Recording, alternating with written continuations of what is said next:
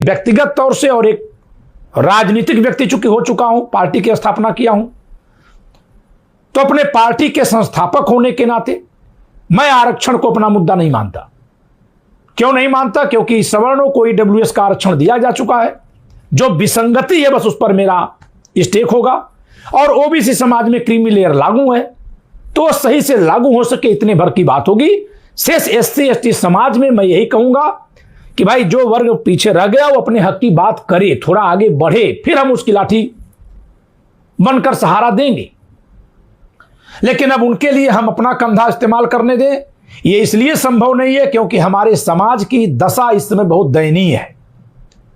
वह SC ST act के दुरुपयोग से पीड़ित है, प्रताड़ित है। वह भारत सरकार द्वारा छापी जाने वाली एनसीईआरटी की पुस्तकों में जो ब्राह्मणों के खिलाफ, क्षत्रियों के खिलाफ, यादवों के खिलाफ जो जहरीली बातें इतिहास के नाम पर भरी जा रही हैं, जिसकी वजह से हमें ऐतिहासिक तौर पर लांछित किया जा रहा है, अपना वह लांछन ढोने में ही वो थका जा रहा है। इसलिए वो डोम की, मुसहर की, मस्फोर की, नट की बात कर पाए, ये संभव नहीं है। हम उनके हक की बात करने में अपनी ऊर्जा खर्च करें, इतनी ऊर्जा हमारे में नहीं है। अभी हम बात करेंगे एससी एसटी एक्ट के समापन की, खत्म करने की, जिसने हमें बांध दिया है। अभी हम बात करेंगे प्रमोशन में जो रिजर्वेशन है, यानी जो एक बार पढ़ाई में रिजर्वेशन मिला, फिर नौकरी में मिला, फिर नौकरी पाने के बाद जो रिजर्वेशन है, जो संविधान में कभी नहीं था, उसके खात्मे की, जो अटल बिहारी वाजपेयी ने लाया, जो नरसिम्हा राव ने लाया, और इन दोनों ने ला करके अंबेडकर का नारा लगवाया, ताकि लोग जान न पाए कि ये संविधान संशोधन करके यही दोनों नेता सब कर रहे हैं। और जिनको मिला उन्होंने क्या कहा? सांपनाथ नागनाथ। जिनको इन दोनों नेताओं ने दिया, जिनको देने के लिए संविधान में संशोधन दोनों ने मिलकर किया था। दोनों पार्टियां आपस में समर्थन करके संविधान संशोधन पारित की हैं। 3 संशोधन किया नरसिम्हा राव ने, 5 संशोधन किया अटल बिहारी वाजपेयी ने। 8 संशोधन, 17 में से 8 केवल इन्हीं 2 नेताओं ने कर दिया। और जिस जनरल और ओबीसी पर प्रतिबंध लगा दिया इन दोनों ने, वे लोग इनको अपना तारणहार मानते हैं। तो अभी तो हम इन प्रतिबंधों से ही प्रताड़ित हैं, पीड़ित हैं, और धोखा हुआ है, क्योंकि जिसको हमने अपना माना उसने ही धोखा दिया। तो अभी तो हम उस धोखेबाजी का इलाज कर रहे हैं। इसलिए हम पीछे छूट गए दलित समाज की जातियों का आंदोलन नहीं करेंगे। हां, इतना जरूर कहेंगे कि जो जातियां और जिन जातियों के चंद लोग जो आगे बढ़ गए, उनका चरित्र जरा देखिए कि वो किस तरह से अपने ही समाज के पीछे छूटे, गरीब रह गए लोगों के हक देने के खिलाफ आंदोलित है। यह उनका असली चरित्र है, असली रूप है। लेकिन ठीक है, जब उनके समाज के शेष लोग उन्हीं को नेता मान रहे हैं तो बड़ी अच्छी बात है। अब हम आते हैं, इसी क्रम में एक नेता हैं बिहार के, पिताजी उनके बड़े कद्दावर नेता रहे हैं, लोक जनशक्ति पार्टी के संस्थापक दिवंगत स्वर्गीय रामविलास पासवान जी, और उनके सुपुत्र हैं श्री चिराग पासवान जी। चिराग पासवान जी ने फौरन बयान दे दिया, जबकि यह आंदोलन में जो बातें कही गई कि आरक्षण नहीं, अमीरों को संरक्षण मिले, गरीबों को,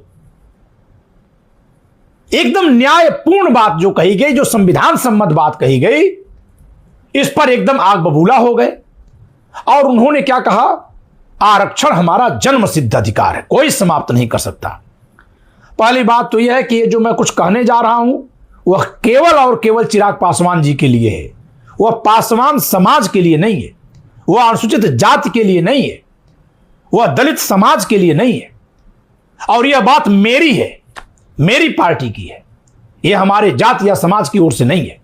क्योंकि मेरा मानना है कि हर एक जाति समाज में अच्छे और बुरे हर तरह के लोग हैं। तो मेरे इस बात को इसी रूप में लिया जाए।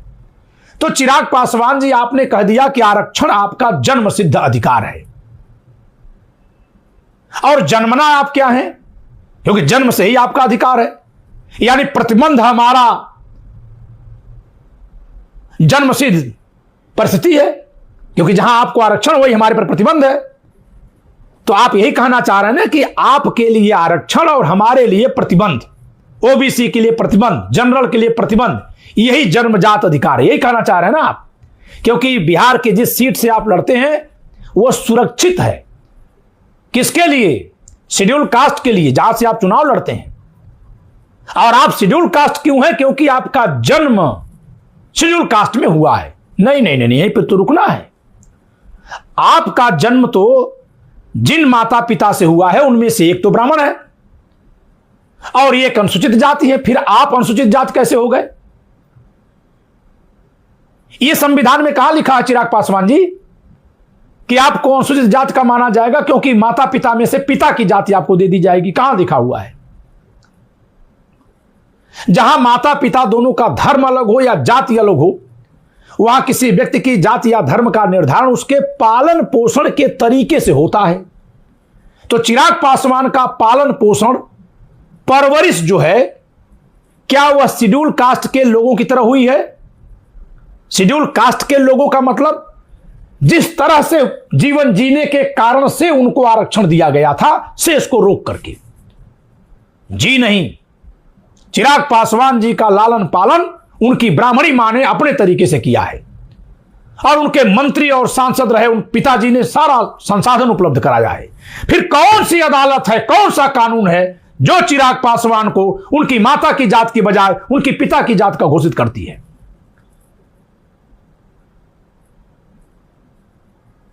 अगर हम कानून और संविधान के इस फार्मूले को देखें तो चिराग पासवान दलित नहीं है।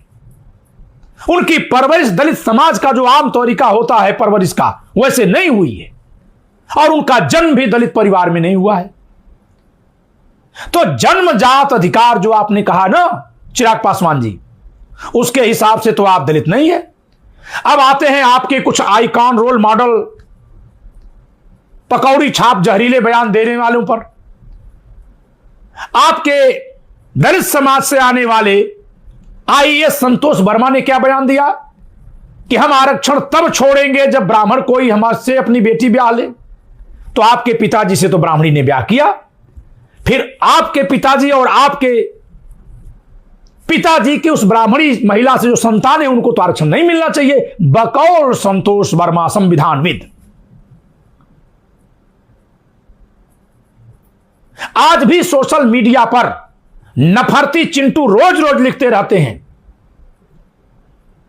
कि तुम अपनी बेटी दो तो हम आरक्षण छोड़ेंगे। पहली बात तो एक ये कोई शर्त नहीं है और महिला स्वतंत्र है, उसकी जिससे इच्छा होगी उससे शादी करेगी। अभी मैं इस पर आता हूं, ये स्वतंत्रता घातक साबित हो रही है, ये नहीं होगी। अब किसी की भी स्वतंत्रता समाज की सुरक्षा की परिधि से बाहर नहीं जाने दी जाएगी। लेकिन यह बात का विषय है, अभी तो यह शर्त और यह पुकार आप ही के समाज से आती है। आपने कभी उन समाज के नफरतियों का खंडन किया चिराग पासवान जी कि नहीं भाई ये तुम कैसे कह दे रहे हो कि अगर ब्राह्मण क्षत्रिय की बेटी से शादी हो जाएगी तो आरक्षण समाप्त हो जाएगा? आरक्षण तो जन्मसिद्ध अधिकार है। क्या तब आपने कहा था चिराग पासवान जी?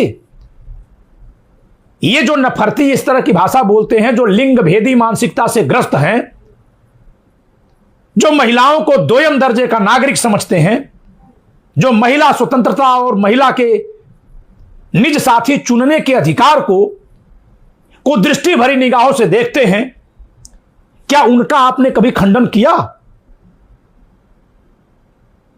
कौन से कानून की बात आप करते हैं? संविधान में जन्मसिद्ध अधिकार आपका हो गया।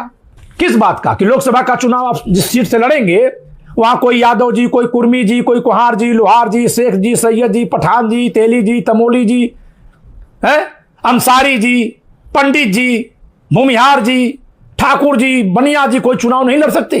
ये आपका अधिकार है कि हम चुनाव न लड़ें। आप सांसद हैं। यही मानसिकता आपको न्यायी होने से रोकती है। और ज्यादा कानून की बात मत करिएगा।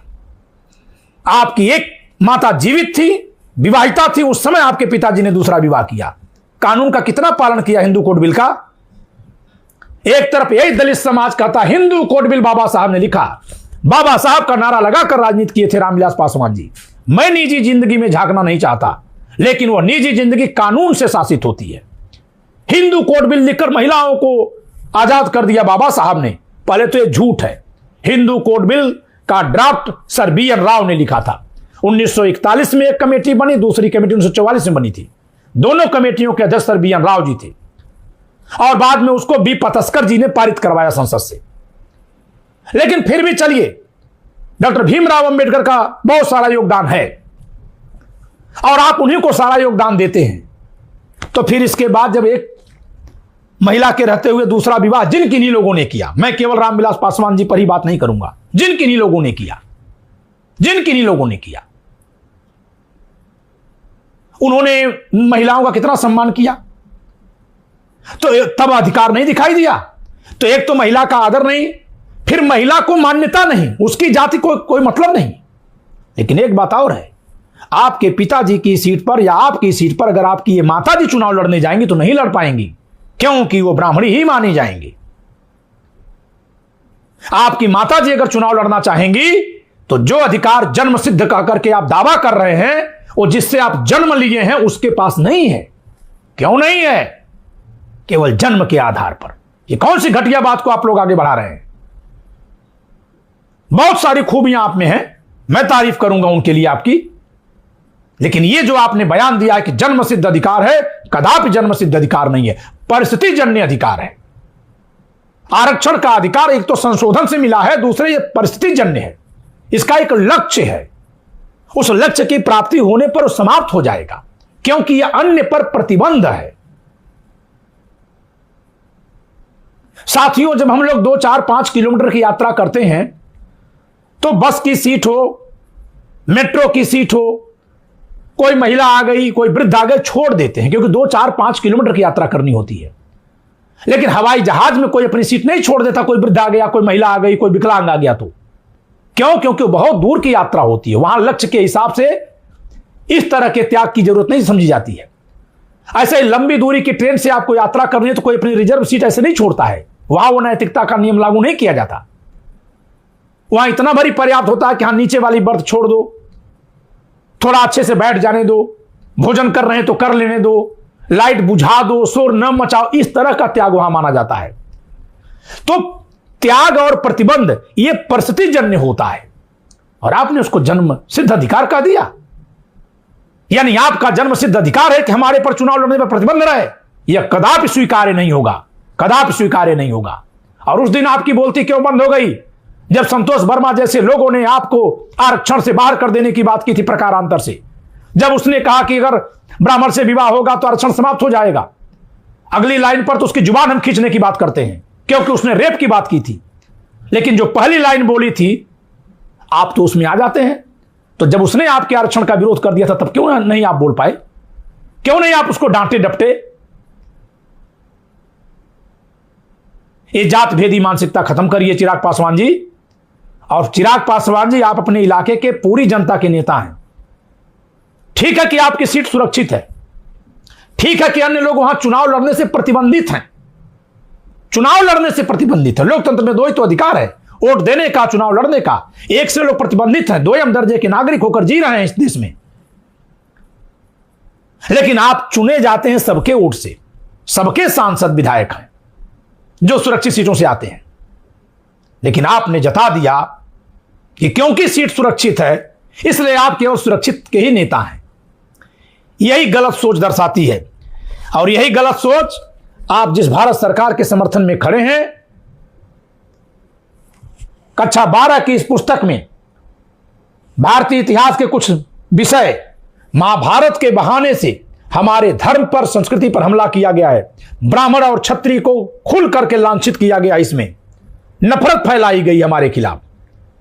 तो न केवल आप ब्राह्मण मां के कोख से पैदा होने के बावजूद भी अपने पिता की टाइटल टांग करके चुनाव लड़ लेते हैं आरक्षित सीट से, बल्कि उस मां के समाज को गाली दी जाने वाली बातें यहां लिखी जा रही हैं तो आप मौन हो जाते हैं। कौन से दूध का कर्ज और फर्ज निभा रहे हैं आप? आपके समय में यह किताब छापी जा रही है इतिहास के नाम पर। यह कौन धूर्त और मूर्ख इस किताब को छाप रहे हैं, खुलासा किया जाएगा और चुन चुन कर हिसाब किया जाएगा। हमारे खिलाफ नफरत बोलने वाले काम जो लोग भी कर रहे हैं वो होश में रहें, बिल्कुल सख्त चेतावनी दे रहा हूं।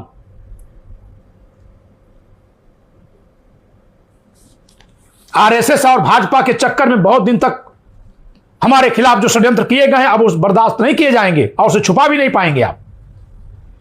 तो साथियों,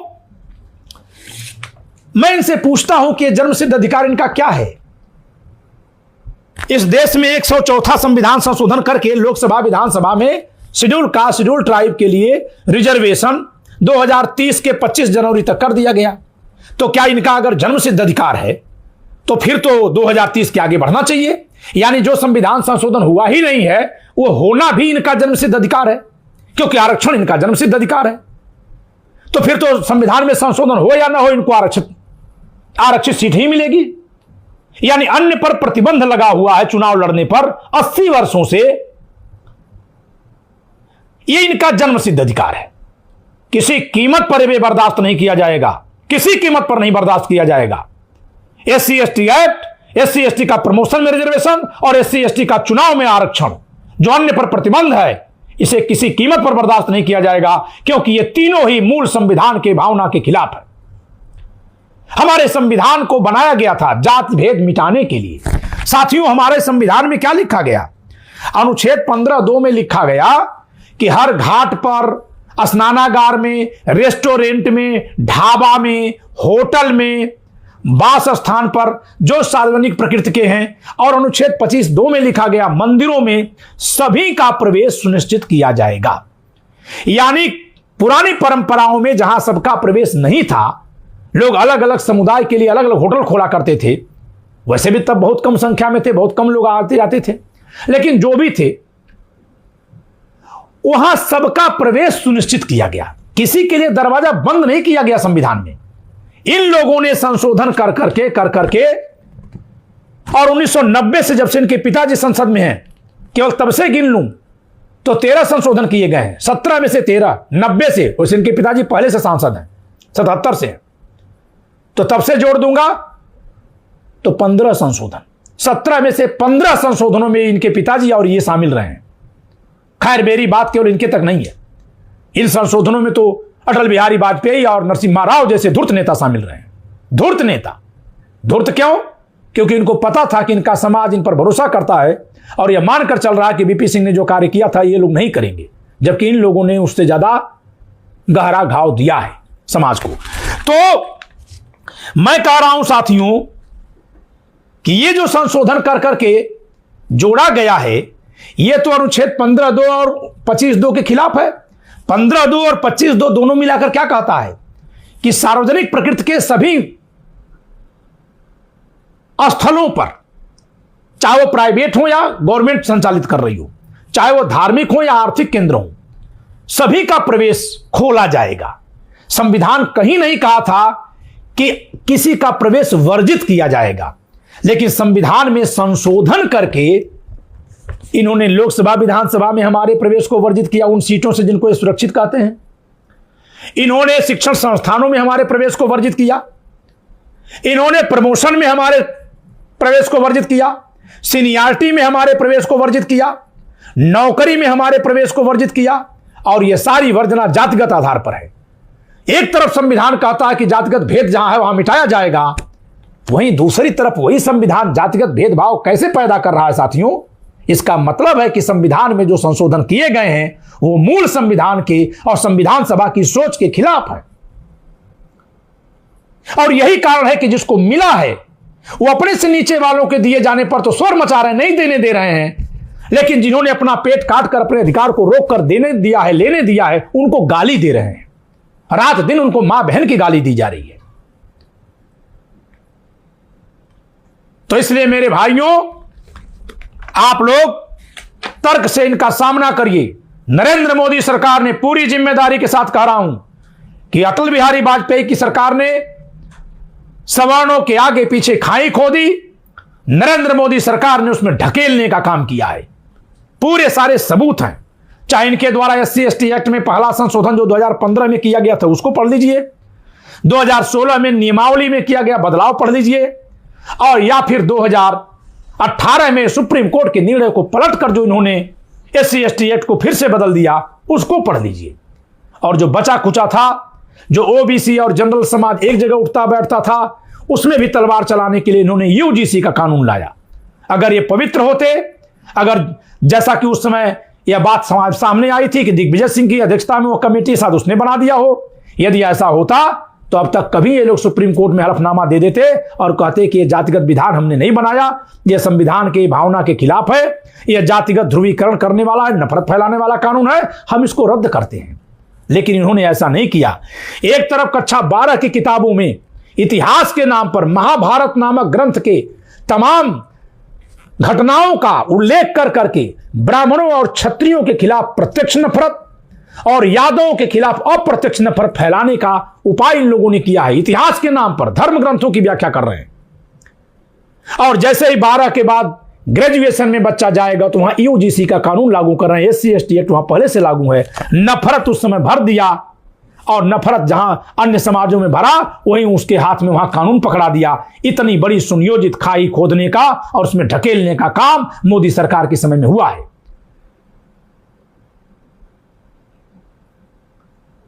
आज हमसे कोई कह रहे थे, हमने कहा आरक्षण हमारा मुद्दा नहीं है। पूछे क्यों? हां, अपने ब्राह्मण समाज के, ब्राह्मण समाज 21 अगस्त के आंदोलन में बड़े प्रमुख व्यक्ति हैं। उन्होंने कहा कि आरक्षण क्यों नहीं मुद्दा होगा। हमने कहा किस बात के लिए हम मुद्दा बनाएं? हमारा सामर्थ्य निरर्थक उद्देश्यों के लिए खर्च करने के लिए अब नहीं है। क्या निरर्थक उद्देश्य कैसे? क्या गरीबों को न्याय देना गलत है? हमने कहा जो गरीब न्याय की मांग ही नहीं करता, जिसको न्याय चाहिए ही नहीं, वो गरीब है केवल इसलिए हम उसके लिए न्याय के लिए लड़ाई लड़ें? पहले वो समझदार बन जाए कि उसके साथ अन्याय कहां हो रहा है। कहे तो इसके लिए क्या करेंगे? हमने कहा इसके लिए हम बोलते रहेंगे कि उसके साथ अन्याय हो रहा है, लेकिन उसके लिए न्याय की मांग हम नहीं करेंगे। हम बताते रहेंगे कि अन्याय हो रहा है। अगर उसको न्याय चाहिए तो मांग करे। तो उन्होंने कहा लेकिन आरक्षण तो हम लोग बहुत पहले से मुद्दा बनाए हुए हैं क्योंकि हमारे समाज के खिलाफ है। हमने कहा कब से मुद्दा बनाए? बोले मंडल कमीशन के समय से। हमने कहा अच्छा, तो मंडल कमीशन के समय से आप मुद्दा बनाए हैं और बीच में ये 13 संशोधन होकर के आरक्षण बढ़ गया, ये आपको पता ही नहीं। आपको न किस सरकार ने बढ़ाया, कितना बढ़ाया, किस अनुच्छेद में संशोधन किया, उससे कितना बुरा प्रभाव पड़ा, ये कुछ पता नहीं है। लेकिन आरक्षण आप लोग 90 से मुद्दा बनाए हुए हैं। यही इस मुद्दा बनाने वालों की खामी है।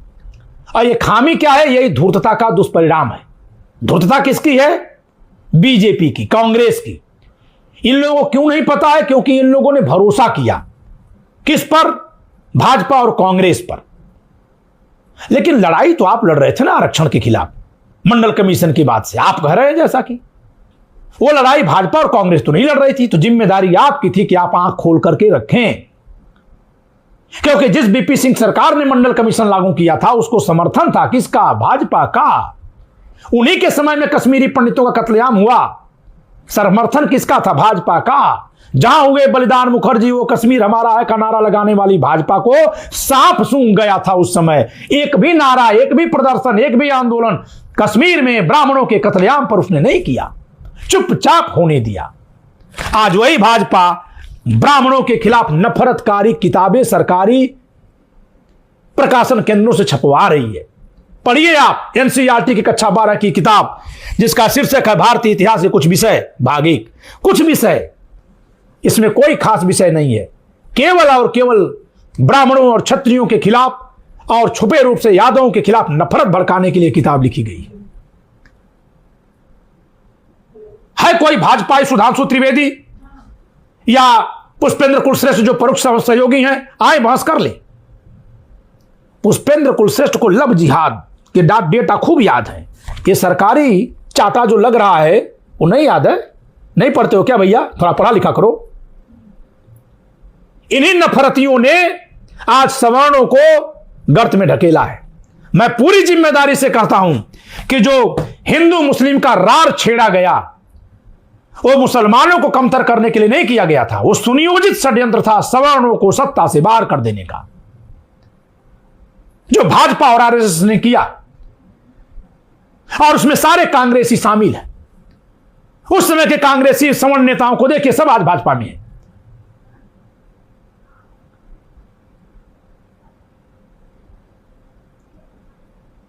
उसी तरह से जैसे हिंदू मुसलमान में नफरत फैलाकर मुसलमानों को नहीं कमजोर किया गया, सवर्णों को सत्ता से बाहर किया गया, उसी तरह से जिसकी जितनी संख्या भारी उसकी उतनी हिस्सेदारी का नारा लगा करके सवर्णों को नहीं ठगा गया।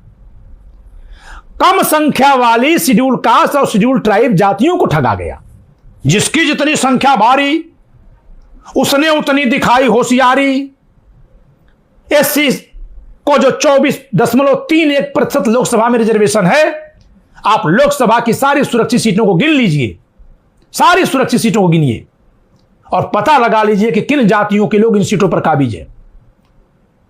शेड्यूल कास्ट की बमुश्किल 5% जातियां मिलेंगी जो इन सभी सीटों पर कब्जा करती हैं, और फिर इन्हीं जातियों के लोग जनरल सीटों पर भी लड़ते हैं, जबकि इनकी कुल आबादी के अनुपात में ज्यादा सीटें रिजर्व हैं। है किसी को पता? नहीं पता है तो आंदोलन किस बात का चला रहे हो? और जो हमारे समाज के रखवाले बनकर लब जिहाद लब जिहाद लब जिहाद पर घुट्टी पिला करके टीवी पर बैठ के नफरत फैलाते हैं, वही एक मौलाना रोज मिल जाता है टीवी वालों को, वो तो कभी मिले तो उसको 2 चाटा लगाया जाए कि तुम इतने खलियर हो कि तुम ही रोज पहुंचते हो, वो मुसलमानों का ऐसी नहीं दुश्मन है। और वहां बैठकर जो टीका लगा करके प्रेम शुक्ला जैसा बोलते हैं, ये सब भी ब्राह्मणों के दुश्मन है। ये इसीलिए बैठाए जाते हैं कि ताकि ये दोनों समाजों में नफरत पैदा करें, और जिस समाज से नफरत रहेगी अन्य समाज में, वो समाज कमजोर होगा, चाहे लोकतंत्र हो या राजतंत्र हो। तो एक तरफ किताबें लिखवा कर नफरत फैला रहे हैं, दूसरी तरफ संशोधन करके संविधान में प्रतिबंधित करवा रहे हैं, तीसरी तरफ गालीबाजों की पूरी फौज को खुली छूट दिए हुए हैं, चाहे वामन मेश्राम हो या विलास खरात हो या संतोष वर्मा हो या और तमाम हो। और चौथे, किसी और समाज से आप जुड़ते हैं तो तुरंत उस समाज से झगड़ा भिड़वा देते हैं, टेलीविजन पर वो झगड़ा वाला दृश्य दिखाते हैं। अरे झगड़ा 2 लोगों के बीच थी, लेकिन जैसे इस किताब में एकलव्य के अंगूठा काटने को लिखते हुए कहा गया है कि ब्राह्मणों ने निषादों का अंगूठा काटा, ठीक किया, ऐसे लिखा हुआ है। सवाल इस तरह से, क्षत्रियों के आगे बढ़ाने के लिए ब्राह्मण ने निषाद का अंगूठा काटा, इससे समाज में क्या संदेश गया? अब एकलव्य एक व्यक्ति नहीं है, वो निषाद हो गया, जाति का प्रतिनिधि हो गया। इतनी घृणित किताबें लिखवा रही है, भाजपा के समय में लिखी जा रही हैं, पढ़ी जा रही हैं। और अगर कोई यह कहता है या यह सच साबित हो जाता है कि 2012 से ऐसी किताबें लिखी जा रही हैं, तो नरेंद्र मोदी सरकार ने तो नई शिक्षा नीति के तहत धर्म की स्थापना का बिगुल फूंका था। यहां पर इस किताब में साफ साफ लिखा है कि 2019 में कोरोना काल के बाद पूरी पुनर्समीक्षा की गई है। तो अगर पहले से लिखा गया था तो कांग्रेस के इस पाप को उजागर करने की बावजूद के बजाय, अगर ये पहले से लिखा गया था तो कांग्रेस सरकार के, मनमोहन सिंह सरकार के इस पाप को सबके सामने लाने की बजाय आपने इसको और आगे क्यों बढ़वा दिया? ये धूर्तता है कि नहीं है? ये देश के साथ, समाज के साथ, राष्ट्र की एकता और अखंडता के साथ गद्दारी है कि नहीं है? तो साथियों, इस किताब को पढ़ेंगे आप, भाग 2, भारतीय इतिहास से कुछ विषय, भाग 2। इसमें सनातन धर्म को नहीं कहा गया है, उसे वैदिक धर्म कह के पहले लिखा जा रहा था, नहीं लिखा गया है, हर तरह से नीचा दिखाया गया है, और इस्लाम और बौद्ध धर्म की खूब तारीफ की गई है। दोनों को एक साथ अनुनाश्रित बता दिया गया है। सूफिज्म और बौद्धिज्म को एक साथ उठते हुए दिखाया गया है। जरा पूछिए पुष्पेंद्र कुलश्रेष्ठ से कि क्यों भैया ये किताब तुमको नहीं मिली का? सबसे बड़का जिहाद तो ये फैला रही है, इसमें किसी मुसलमान का कोई दोष भी नहीं है, सरकार तुम्हारी है जिसका तुम रोज नारा लगाते फिरते हो। सुधांशु त्रिवेदी से पूछिए, अकाय निशिकांत दुबे, गाली गलौज की भाषा में संवाद करने वाले, जरा अपने समाज पर उठती गालियों का भी जवाब दे देते आप। और मनोज झा, ये कौन सी कविता लिखी जा रही है? इस किताब में लिखा है कि एक ब्राह्मण नहा रहा था नदी में, एक भिक्षुड़ी रोज वहां पानी लेने जाती थी, सुबह सुबह ब्राह्मण नदी में नहाता था, ठंड के दिनों में भिक्षुड़ी से नहीं रहा गया। भिक्षुड़ी ने पूछा, हे ब्राह्मण, तुम इतने ठंडे समय में इस ठंडे जल में क्यों नहा रहे हो? ब्राह्मण ने कहा कि मैं नहा रहा हूं ताकि मैं साफ रहूं, मेरा शरीर साफ रहे। भिक्षुड़ी ने हंसते हुए कहा, अगर नदी में नहाने से सब स्वच्छ हो जाते, पवित्र हो जाते, तो सारे कछुए, सारे मगरमच्छ, सारे मछलियां पवित्र रहती।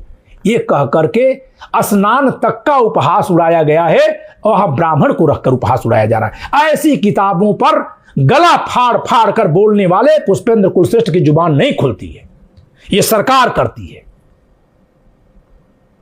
मरवा देना तुम हमको गोली, नहीं कोई फर्क है यहां, क्योंकि तुम सब के सब अब तो लगता है कि किसी बाहरी के एजेंट हो जो ये काम तुम लोग कर रहे हो, ऐसा लगता है, ऐसा प्रतीत होता है हमको। क्योंकि जो पाप तुम खुद कर रहे हो, दूसरी तरफ दूसरों के पाप गिनाकर हमको भ्रमित कर रहे हो। तो साथियों, चिराग पासवान कानूनी तरीके से दलित नहीं है, क्योंकि उनका जन्म एक ब्राह्मणी माता के गर्भ से हुआ है। और अगर और थोड़ा पहले चले ना, तो हिंदू कोड बिल में कहा गया था कि किसी व्यक्ति के 2 विवाह नहीं हो सकते, एक समय पर 2 पत्नी या 2 पति नहीं रह सकते। तो 1976 से पहले जो कानून था, खैर उन पर लागू नहीं होगा, संशोधन हो गया 76 में, उसके अनुसार स्त्री के सारे बच्चे धर्मज हैं, लेकिन पुरुष के वही बच्चे धर्मज होंगे जो वैध विवाह से हुए हों। और दूसरा विवाह वैध विवाह नहीं है, वो शून्य है। ये तो 76 में कानून बदल गया और अब उसको धर्मज माना जा रहा है। धारा 16 में हिंदू कोड बिल में हिंदू विवाह अधिनियम 1955 में बदलाव कर दिया गया। अन्यथा पुरानी सोच के अनुसार वो केवल अपनी मां के बच्चे हैं, क्योंकि उनके पिताजी ने एक विवाह रहते हुए दूसरा विवाह कर लिया था, और दूसरा विवाह मान्य नहीं होता है। समाज में लोग मान लेते हैं, कानून में मान्य नहीं है। और ये मैं उनके निजी जिंदगी के बारे में नहीं कह रहा हूं, देश के कानून को बताने के लिए उदाहरण के तौर पर आपके सामने रख रहा हूं। तो उस हिसाब से अगर पुराना कानून सन 76 में नहीं बदला जाता, जो भूतलक्षी प्रभाव से बदल गया, यानी जो पहले के भी बच्चे थे सबको धर्मज घोषित किया गया, किया भी जाना चाहिए, क्योंकि बच्चे का क्या दोष है। लेकिन अगर उस पुरानी संकल्पना पर चलन जो संसद की थी, तो उसके हिसाब से ये केवल अपनी मां के पुत्र हैं। तो परवरिश के हिसाब से अपनी मां के पुत्र हैं, क्योंकि जहां ब्राह्मण और जिस जात में उनके पिताजी पैदा हुए, उन दोनों के अगर रहन सहन को देखेंगे तो इनकी परवरिश ब्राह्मण समाज के हिसाब से हुई है। तो कानून के हिसाब से जन्मजात ये उस जाति में नहीं है जिस जात का आरक्षण दे रहे हैं। कौन करेगा कानून की व्याख्या? कैसे व्याख्याएं हो रही हैं? तो थोड़ा निष्पक्ष होइए, समाज को भ्रमित मत करिए, आप लोग मत भ्रमित करिए, थोड़ा मजबूत बनिए। केवल वोट बैंक के लिए सनसनीबाजी वाली बात मत करिए, अन्यथा यह जनता अब सनसनीबाज की राजनीति से बहुत ऊपर उठ चुकी है। वो ये जान रही है कि दलित समाज में जो बहुत सारा परिवार और समुदाय संख्या बहुत पीछे रह गई है, तो पूरे एक गांव के बराबर कपड़ा जितना पहनेगा पूरा गांव, उतने पैसे का कपड़ा अकेला एक आदमी पहन रहा है उनके समाज से, और वही उस समाज की नेतागिरी भी करता है। अन्य समाजों की भी यही स्थिति है, लेकिन अन्य समाज में जो इतने धनी होते हैं वो राजनीति नहीं फिर करते हैं, वो अपना सुख भोग रहे हैं चुपचाप। लेकिन ये जो उतने लोगों के बराबर के कपड़ा पहन लेते हैं, 2-4 गांव के कपड़ों के मूल्य के बराबर का कपड़ा पहनते हैं, 2-4 गांव में जितनी संपत्तियां गांव के लोगों को एवरेज होनी चाहिए जो नहीं है, उससे अधिक संपत्तियां रख ली हैं, फिर भी वो इसलिए केवल राजनीति कर पा रहे हैं उस समाज की क्योंकि उस समाज में पैदा है। और कहते हैं दूसरे की संपत्ति बांट दो। आपकी हिम्मत नहीं है कि आप संपत्ति बांटने का कानून बना दें, नहीं बना पाएंगे, क्योंकि बंटेगी तो आपकी भी बंटेगी ना। इसलिए केवल नारे लगाते हैं। साथियों, समाज में जो कोई कहीं भी पीछे छूटा है, सबके प्रति संवेदना रहनी चाहिए, और सभी समाज के लोगों से आग्रह है कि किसी भी जाति धर्म के पूरे समुदाय को आप खराब मत मानिए। हर जाति समाज में अच्छे और बुरे लोग होते हैं। कानून बनाकर, जात भेदी विधान बना करके इस समय सवर्ण समाज, जनरल कम्युनिटी और ओबीसी समाज को प्रतिबंधित किया गया है। एससी एसटी का काला कानून बना करके हमको अपराधी जन्मजात घोषित कर दिया गया है। यूजीसी का कानून बना करके और ज्यादा समाज में विद्वेष फैलाने की कोशिश की गई है।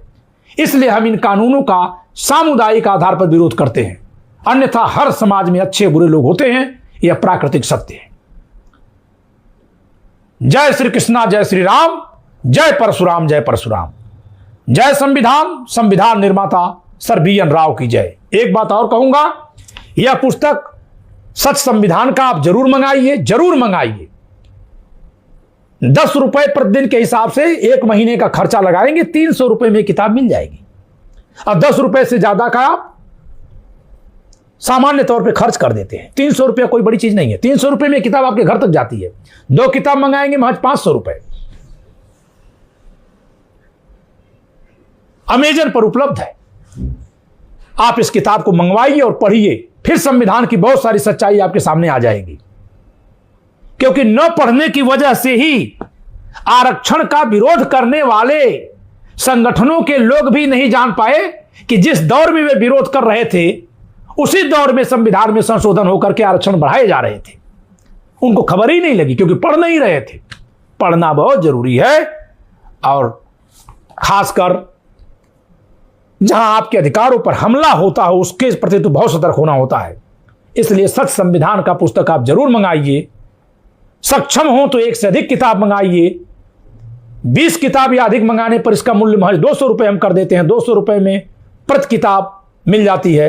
आप अपने लोगों को बांटिए, दीजिए, ताकि संविधान का प्रचार प्रसार हो सके, लोग जान सकें कि मूल संविधान में और संशोधित संविधान में कितना फर्क हो गया।